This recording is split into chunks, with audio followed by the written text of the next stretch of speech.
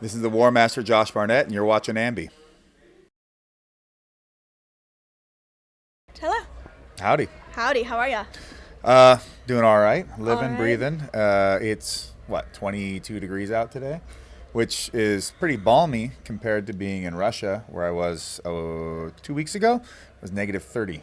Ooh, okay, I'll take 20 any day over that. Yeah, not bad. Well, we're here in Buffalo for Every Time I Die's Tid this season. We saw you in the ring earlier, so how are you feeling about being here and everything going down?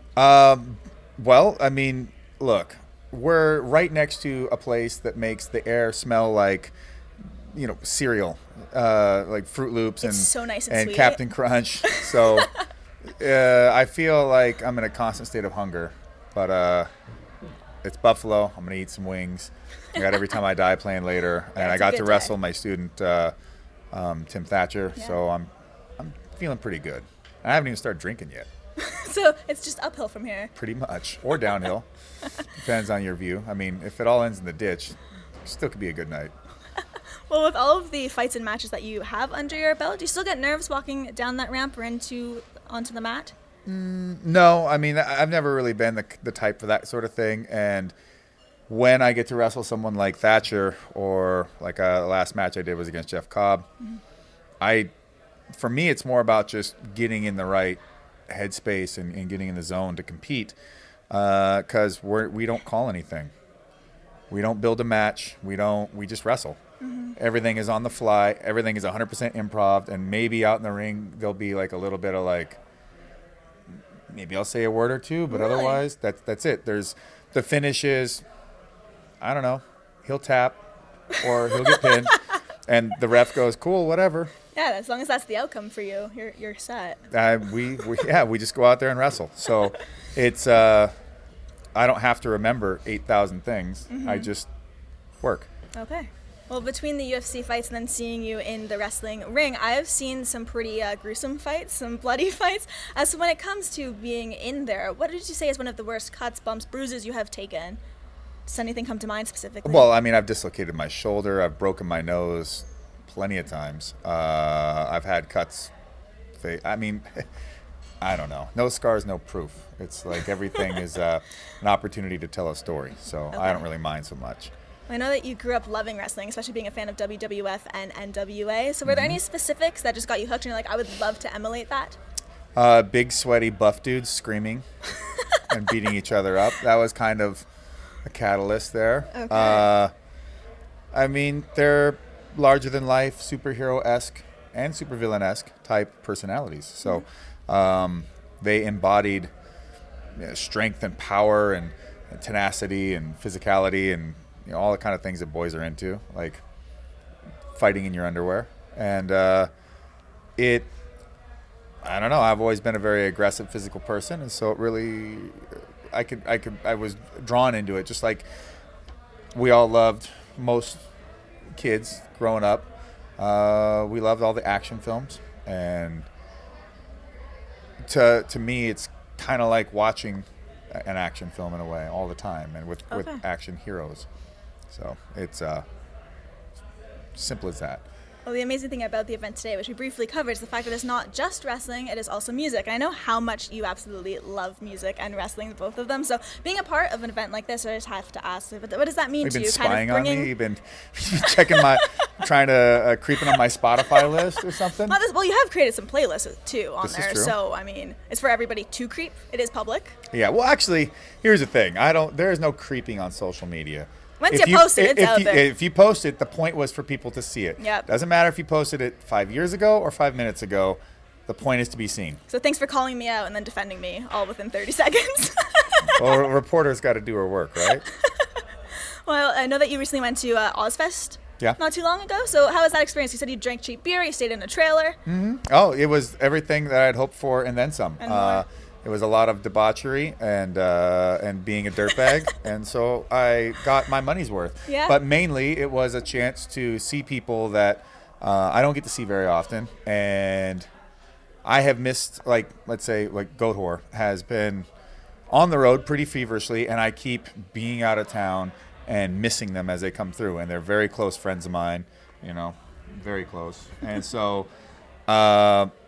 for me, it was a chance to spend 2 days with people that I love very much, and to just catch up, and also be able to get to watch one of my favorite bands perform. And, there's like the hang with the Black Dahlia Murder guys, who I don't always get, I see them every time they come through, but it's nice to spend time with people. And it's always a great time to be together and just listen to music. Well, I absolutely love your Twitter bio because it is MMA fighter / pro wrestler marching to the beat of my own double bass drum. I know that you love heavy music, love metal music, and that's why tonight goes perfectly with what you do. But I have to ask, if you were to front a band or be in a band, what do you think you would play? What would be your position in it? Manager, so that I could just scream at everyone and take all their money. You wouldn't want to actually be in one? Have you ever thought I of that? don't know. I can't play any instrument. You can't. Have you tried?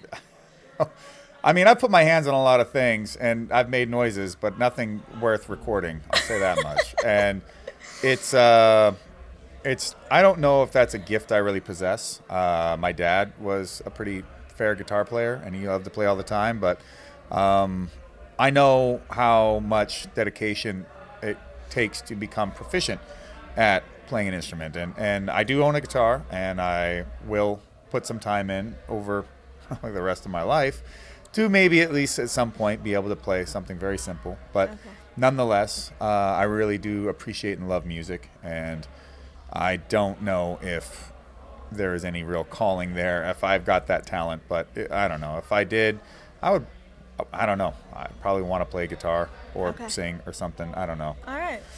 Well, what made you fall in love with heavier music, heavy metal, hardcore? Was it the fact that your dad played guitar? I'm not quite sure what type of music. I'm sure that had something to do with it, because he was a blues, classic rock kind of guy, and so listening to old blues stuff and classic rock, which is very building blocks. But then when I was young, my babysitter's son was into metal, and he would be wearing Iron Maiden and Metallica shirts, and I'm like, what the hell is that? Yeah, that's the coolest thing I've ever seen in my entire life. I need to have that in my life.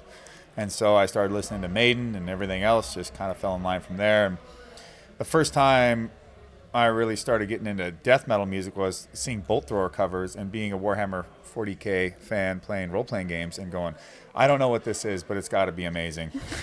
And being blown away at the sound, and then transitioning into other heavier, harder stuff, and just finding new music. And as you continue to listen to more and more music, you are able to listen, hear, and adapt to new genres, new sounds, and be able to understand and appreciate even stuff that you won't maybe even get into, but you can all right, I see where they're going with this. I get it.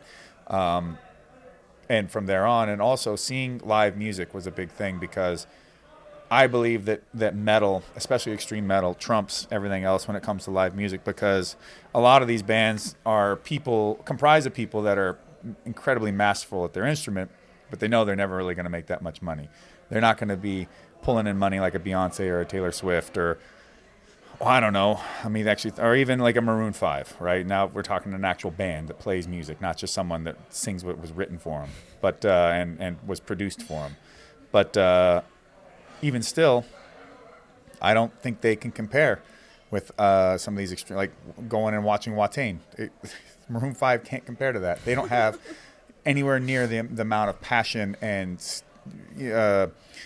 I hate to use the word true, because it's just a little cliche for a black metal band, but the sincerity there. Ain't nobody writing anything for Watain. They are everything that they say they are, and then some. And you don't get something like that from pop music in general, especially not anymore. So I love being in that environment, being involved in something so utterly sincere. I just wanted to touch on the fact you said you remember seeing the T-shirts, because for me, when I think of metal music, the heavier stuff, the metal bands, they have such distinctive graphics. So is that what stood out to you? You're like, what is this badass thing on their shirt? Seeing the original shirt for Killers, Iron Maiden, and it's got Eddie with a bloody hatchet and a hand grasping at his shirt and slumping. You're like, what the hell is this? Yes, or seeing the Number of the Beast cover and all this stuff, going, wow, holy shit, man, this has to be something else. Just this has to, or seeing like Peace Cells, the cover, and Vic Rattlehead leaning on the sign, and there's the jets in the background and everything. Like, it just, and then the music that goes with it just blew me away. I know that you've tweeted about goat horror a lot. You I always tweet love about repping your friends, the Bronx, who we've had on Yes. AMBY before. Yes. But if you could have any band write you some entrance music, who would you love to see do so? I mean, that could be.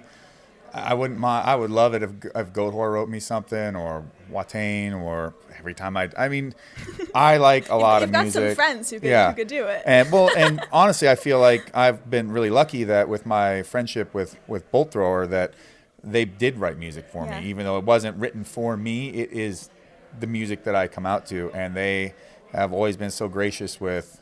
I mean, they gave me their logo to make into my own variant of it, and I've been using their music for my entrance for years and years and years, all with their blessing. So, you know, I'm really proud to wave that banner for Bolt Thrower.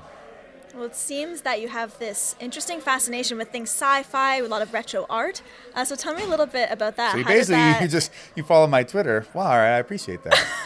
I do follow you on Twitter, but these are things that stand out to me. Here's the thing about my Twitter is that I say what I have to say whenever I have to say it, which has been a bit fewer and more frequent as of late. Although I do respond when somebody asks me something of noteworthy. But to me, it's like a curation of things that I think are cool. And I want the people that who are following me to be introduced to this stuff too, because while it's a different medium and process into introducing people to stuff, like you don't have to tape trade or do any of that kind of crazy stuff anymore, or read zines. But someone was always turning me on to something when I was a kid. A friend of mine growing up, his oldest brother turned me on to comic books with like X-Men. I don't remember what it was, 90-something, 107. It was an older one. And boom, I was locked in.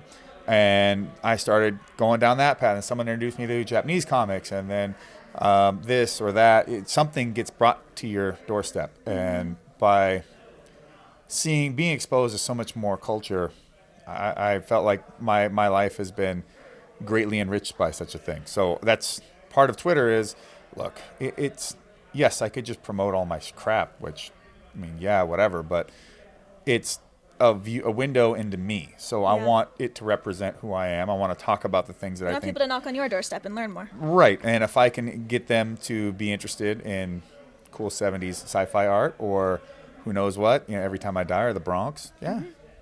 Damn Skippy. You've done something right. Well, to wrap things up, I would like to leave it with the fans. Is there anything you want to say to everybody watching? Wrestling fans, music fans? Don't suck. Be cool people. Beautifully put. Thank you so much for joining me today. You're welcome. And remember, to everybody viewing, you can visit us at musicblogya.com for all exclusive interviews, features, videos, and so much more. See ya.